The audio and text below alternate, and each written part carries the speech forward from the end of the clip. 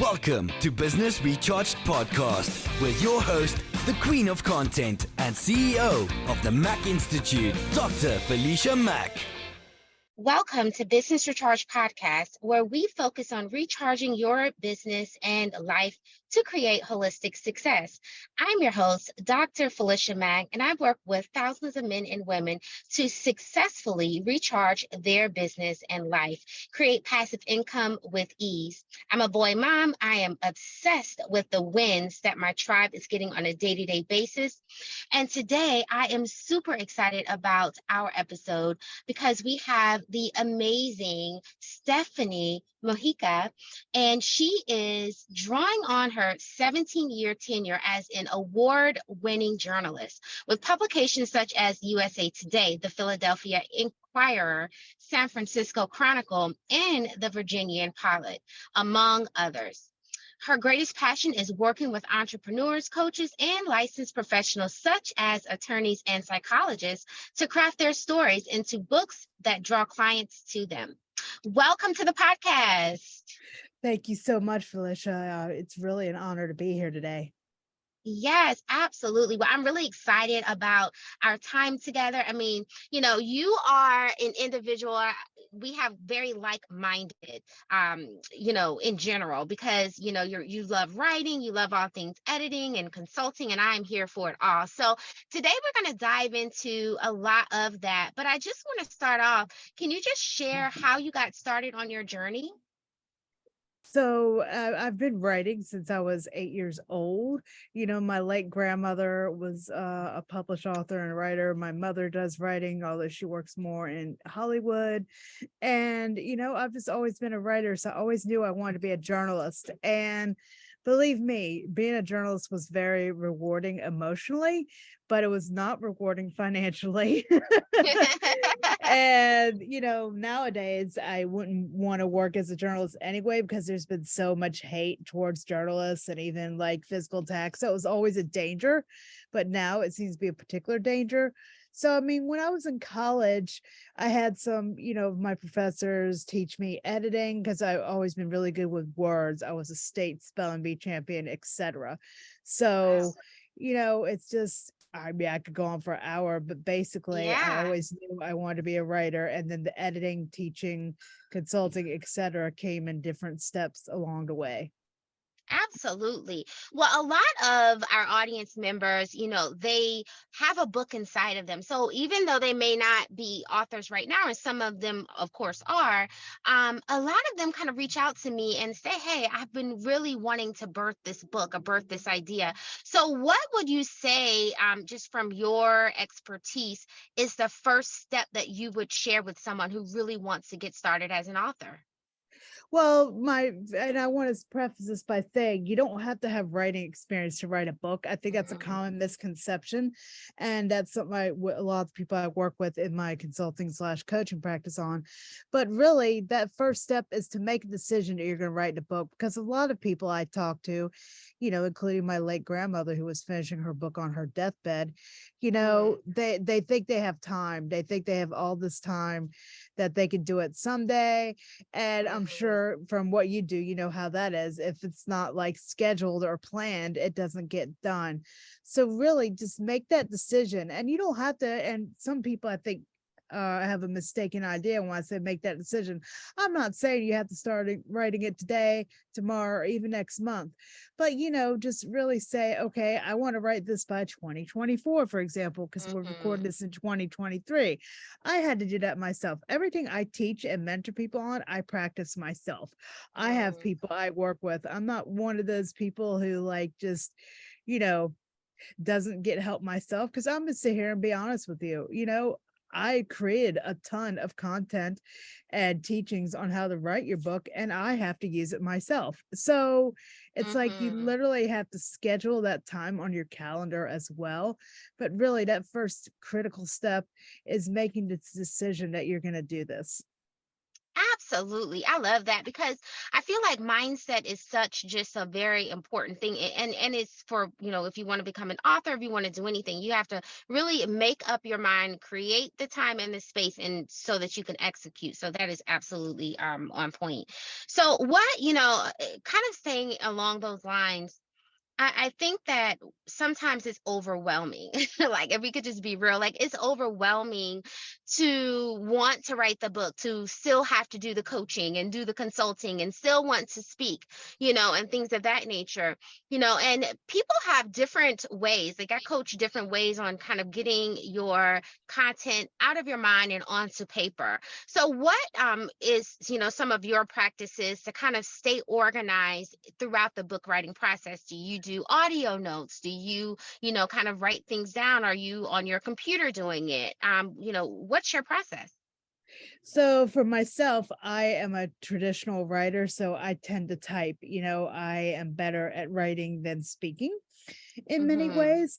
But with the clients I work with, I would say so some people are just doing audio notes. And with all the technology we have nowadays, that really works. You do the audio to text and you have the editing. I think I mentioned I do editing as well. So you're telling your stories. There's a lot of people that are better storytellers, like verbally, than in writing, or they simply do not want to sit behind a computer and type because for some people that's boring as you know what. Other Yeah. people use a mix. It depends on their schedule. I've had moms, for example, who are trying to do the book in between their child's soccer practices. So they will be speaking part of their book part of the time. And in the other time, they'll get up early and they'll type. So it just really depends on the individual. And that's the beauty. I know coaching and consulting have gotten a bad rep in Mm-hmm. some circles, but like that's the beauty of work with somebody who has actually done what they teach because they can like literally hold your hand through what works and what doesn't work. Absolutely, absolutely. That's so powerful because, we do wear multiple hats, especially as women, right? Let's throw that in the Oh mix. yes, yes, yes, yes.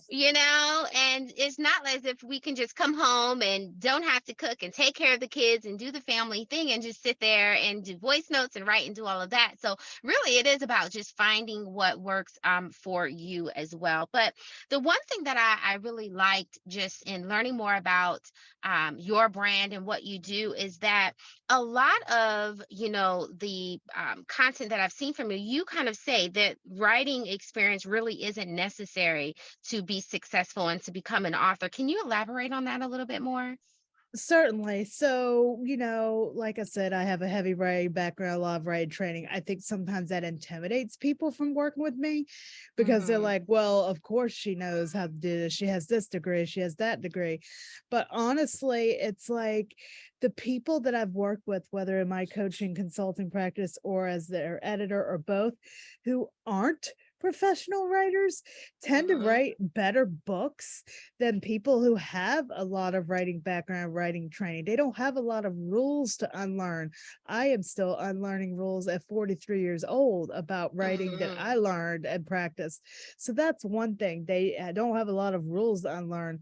Two, they're usually, and I can't speak for everybody, but they're usually not sitting their computer worrying about, is this a good plot point, is this a good lead, all these writerly Mm-hmm. jargon. They're just being authentic.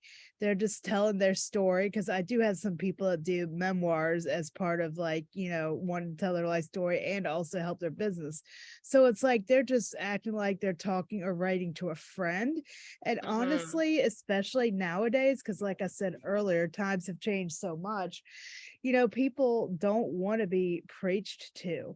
They want to Mm-hmm. hear people's real stories, like the things they have dealt with. And I find that the people who don't have that writing background tend to, do better at the end of the day with, once they know how to get it out, with getting it out. Absolutely, absolutely. So we're gonna move into what I like to call the fun part of this chit chat, and Sure. that is our business recharge lightning round of basically 7 questions about business recharge and how you specifically recharge your business. So let's just start off with actually asking you just that: how do you recharge your business? Well, that's a great question. And, a few years ago, I recharged it because I was out of the country. I was willing to take more risks. So, I recharged it by hiring a coach, one that was Mm, not the cheapest coach, but I had known her for many years and she has done a lot for me. So I needed to get help and support, especially around it's very easy to sell writing services to businesses, which is something I do. But it's like mhm, I needed a little help with selling like the coaching, consulting, and editing to individuals because it's a bigger pain point when somebody is reaching into their personal pocket, their family's pocket to, make something happen. So that was a way I mhm. recharged my business. I love that. I love that. So, what advice would you give to a new business owner? I would say get some help. And, I know not everybody can afford coaching and it can also be hard to find the right one. But I would say, get some help if you're using like a Facebook group to find an accountability partner. There are tons of Mhm. there's just tons of support out there. So if you're texting a friend or somebody you met in an accountability group, like your 3 goals for today, I think that goes a long way because like I said earlier, if you don't put it on your calendar, if you don't type it or putting in writing, it can be very hard to make that happen. Absolutely. What is the greatest lesson you learned as an entrepreneur? Not to give up.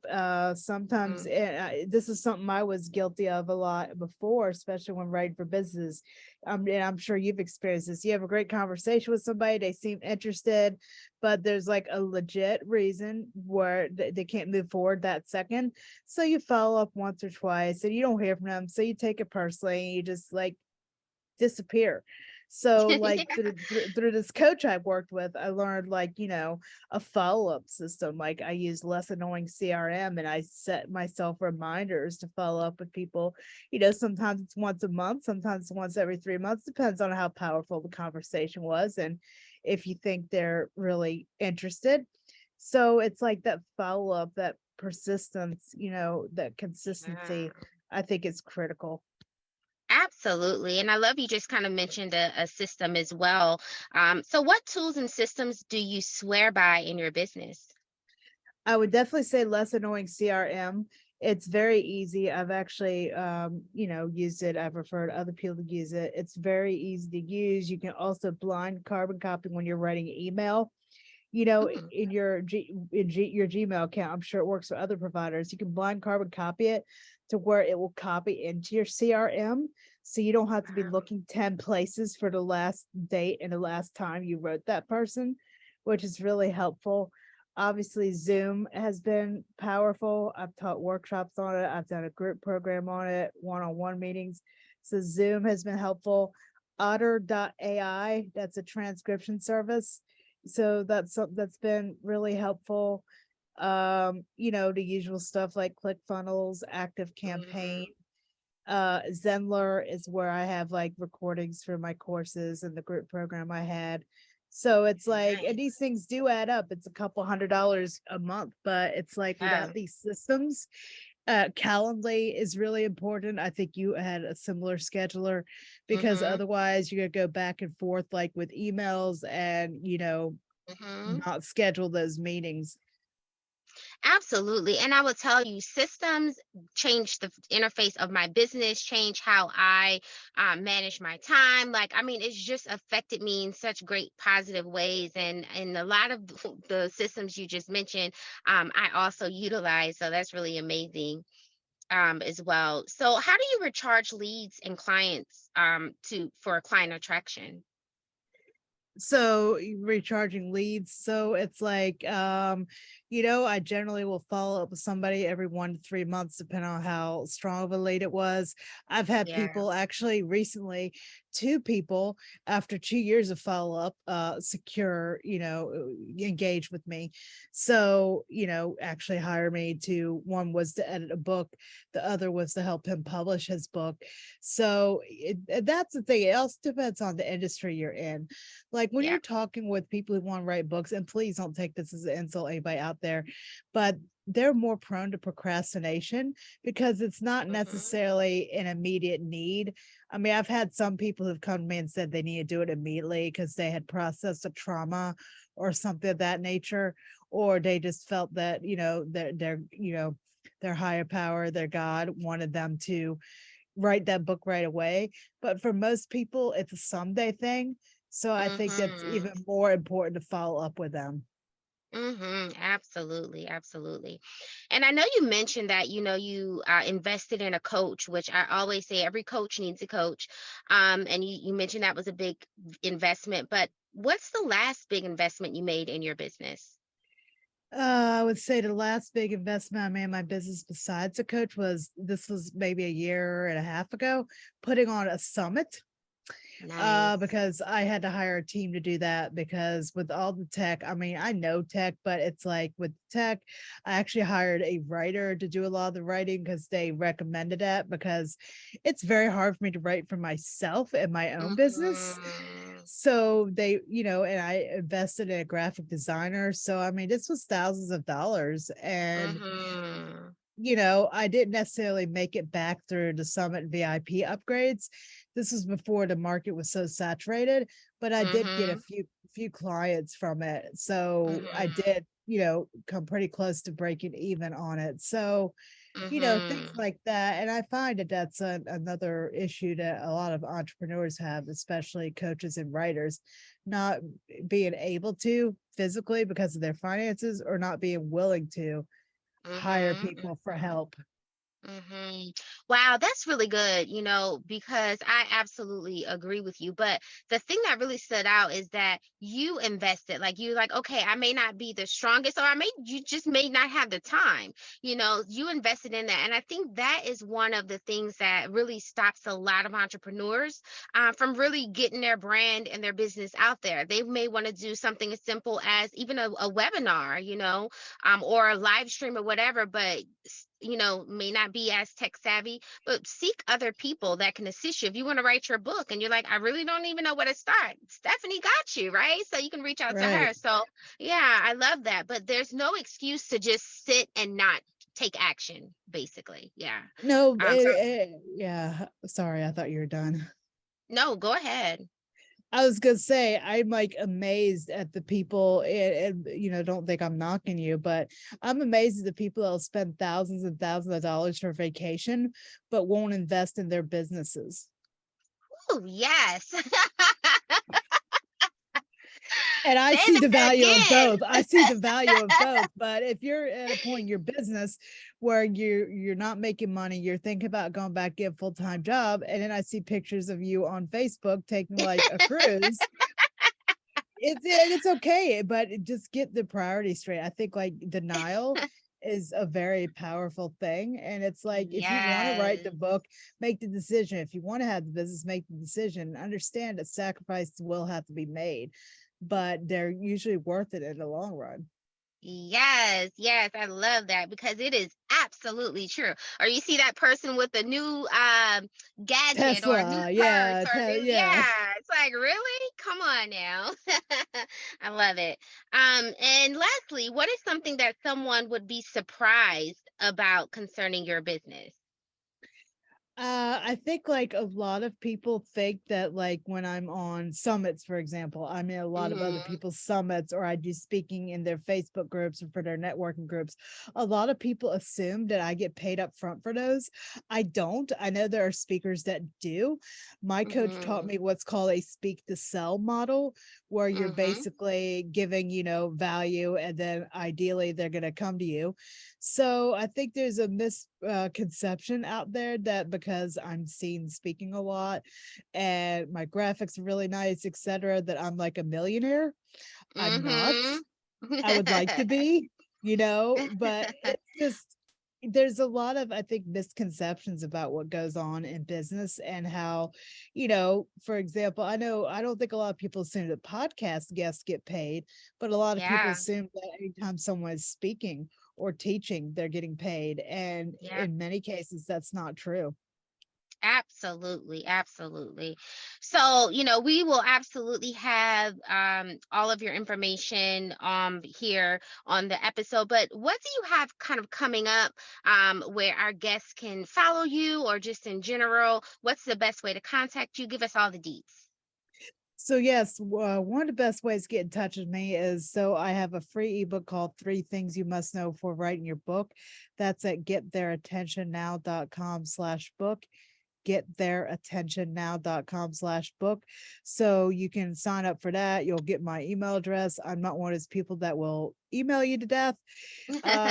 Also on my general website, gettheirattentionnow.com, there's an application for a discovery session. So, that's basically where we talk, no pressure, and decide if working together is a good fit.